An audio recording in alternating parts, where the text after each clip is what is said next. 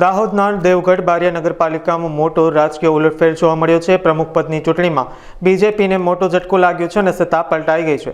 હાઈકોર્ટના આદેશ બાદ યોજાયેલી ચૂંટણીમાં ભાજપના સસ્પેન્ડેડ સભ્ય અને અપક્ષ ઉમેદવાર નીલ સોનીએ 16 મત મેળવીને જીત હાંસલ કરી છે। પૂર્વ પ્રમુખ ધર્મેશ કલાલને માત્ર 8 જ મત મળતા ભાજપની સત્તા ગઈ છે। નીલ સોની નગરપાલિકાના નવા પ્રમુખ બન્યા છે। ચૂંટાયા બાદ પ્રમુખ નીલ સોનીએ તમામ સભ્યોનો આભાર માન્યો હતો અને મુખ્યમંત્રી ભૂપેન્દ્ર પટેલ તથા હર્ષ સંઘવી સાથે મળીને દેવગઢ બારિયાનો વિકાસ કરવાનો અને તેને જિલ્લો બનાવવાનો સંકલ્પ વ્યક્ત કર્યો છે।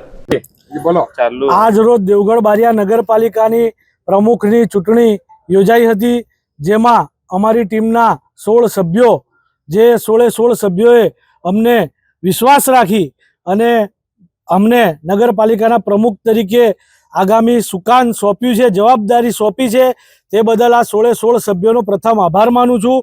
સાથે ગુજરાતમાં ભારતીય જનતા પાર્ટી ભૂપેન્દ્રભાઈ પટેલ તથા અમારા યુવાનોના હૃદય સમ્રાટ એવા નાયબ મુખ્યમંત્રી હર્ષભાઈ સંઘવીની જે ગુજરાત સરકાર ચાલે છે એની સાથે અમે કદમથી કદમ મિલાવીને આગામી સમયમાં દેવગઢ બારિયાનો જેટલો વધુમાં વધુ વિકાસ થાય, દેવગઢ બારિયાનો અમારો સંકલ્પ છે કે ભાઈ દેવગઢ બારિયા જિલ્લો બને, આવી તમામ કામગીરી સરકાર સાથે રહી અને અમે આગામી સમયમાં કરીશું। દેવગઢ બારિયાનો વિકાસ એ જ અમારો સંકલ્પ છે।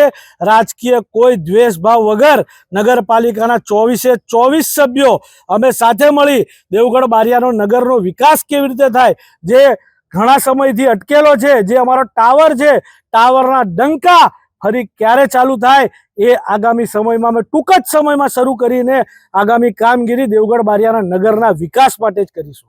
નીલ સોની, દેવગઢ બારિયા।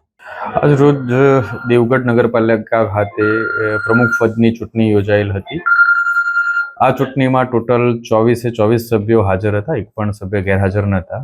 2 ઉમેદવારોએ ઉમેદવારી કરેલ હતી, નીલ સોની, ધર્મેશ ભરતભાઈ કલાલ। જે પૈકી ધર્મેશભાઈ ભરતભાઈ કલાલને ટોટલ 8 સભ્યોનું સમર્થન મળેલ, જ્યારે નીલ સોનીને એમને 16 સભ્યોનું સમર્થન મળે, જેથી નીલ સોનીને પ્રમુખ પદ તરીકે ચૂંટી કાઢવામાં આવેલ છે। આ સમગ્ર પ્રક્રિયા ખૂબ નિષ્પક્ષ રીતે, શાંતિપૂર્ણ રીતે દેવગઢ નગરપાલિકા ખાતે સંપન્ન કરવામાં